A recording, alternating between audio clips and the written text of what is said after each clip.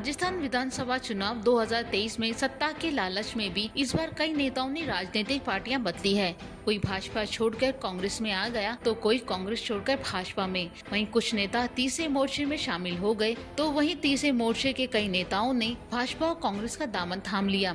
ऐसे दल बदलू नेताओं को कांग्रेस और भाजपा ने तुरंत टिकट भी दिए हैं। तो चलिए जानते हैं कि वो कौन से नेता है जिन्होंने मौके पर चौका मारा है।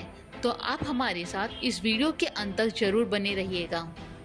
गिरिजा मलिंगा साल 2008 के विधानसभा चुनावों में भाजपा के टिकट पर चुनाव लड़ा और बाड़ी से विधायक बने।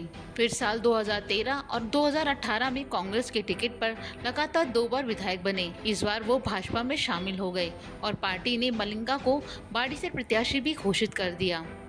कर्नल सोनाराम कांग्रेस के टिकट पर बाड़मेर में 3 बार लोकसभा सांसद रहे। इसके बाद 2004 में चुनाव हारने के बाद वो कांग्रेस छोड़कर भाजपा में शामिल हो गए। फिर साल 2014 में भाजपा के टिकट पर लोकसभा सांसद बने। अब वो भाजपा छोड़कर फिर से कांग्रेस में शामिल हो गए, जिसके बाद कांग्रेस ने कर्नल सोनाराम को गुड़ामालिनी से प्रत्याशी घोषित कर दिया है। सुभाष मिल 2018 के विधानसभा चुनाव के दौरान कांग्रेस के प्रत्याशी थे, लेकिन वो चुनाव हार गए। इस बार कांग्रेस ने उन्हें टिकट नहीं दिया तो वो नाराज होकर भाजपा में शामिल हो गए। पार्टी में आते ही भाजपा ने मिल को खंडेला से प्रत्याशी घोषित करके चुनावी मैदान में उतार दिया। दर्शन सिंह गुर्जर साल 2008 में दर्शन सिंह गुर्जर ने बसपा के टिकट पर करौली से चुनाव लड़ा था, लेकिन वो चुनाव हार गए। बाद में वो कांग्रेस में शामिल हो गए। साल 2013 के विधानसभा चुनावों में वो कांग्रेस के टिकट पर करौली से विधायक चुने गए। फिर साल 2018 में भी कांग्रेस ने दर्शन सिंह गुर्जर को टिकट दिया, लेकिन वो चुनाव हार गए। सचिन पायलट के समर्थक नेता माने जाने वाले दर्शन सिंह गुर्जर को इस बार टिकट नहीं मिला तो वो भाजपा में शामिल हो गए। पार्टी ने उन्हें करौली से प्रत्याशी घोषित कर दिया है।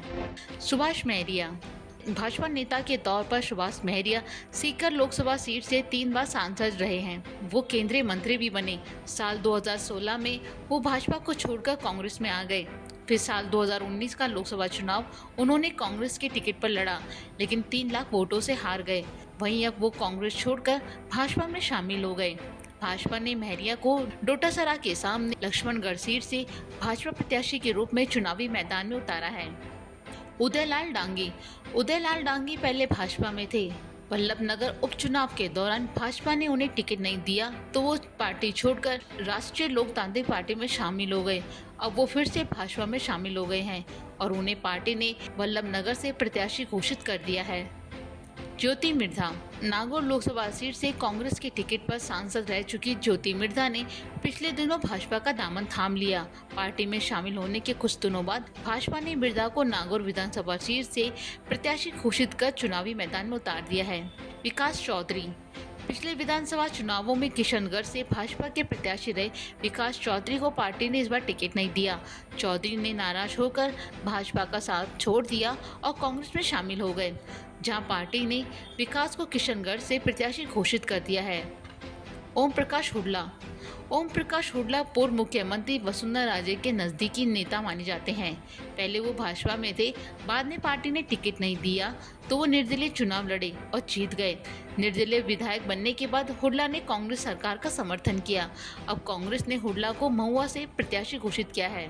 जालम सिंह रावलोत बाड़मेर की शिव विधानसभा क्षेत्र से भाजपा के वरिष्ठ नेता और पूर्व विधायक जालम सिंह रावलोत पिछले दिनों आरएलपी में शामिल हो गए, जहां आरएलपी ने रावलोत को शिव विधानसभा सीट से प्रत्याशी घोषित कर दिया है। हर बार चुनावों में दल बदलू नेताओं का दौर जारी रहता है, जिसमें कुछ तो फायदे में रहते हैं तो कुछ को नुकसान उठाना पड़ता है। ऐसे में देखने वाली बात होगी कि इस बार दल बदलू नेता के फैसले उन्हें जीत दिला पाते हैं या नहीं।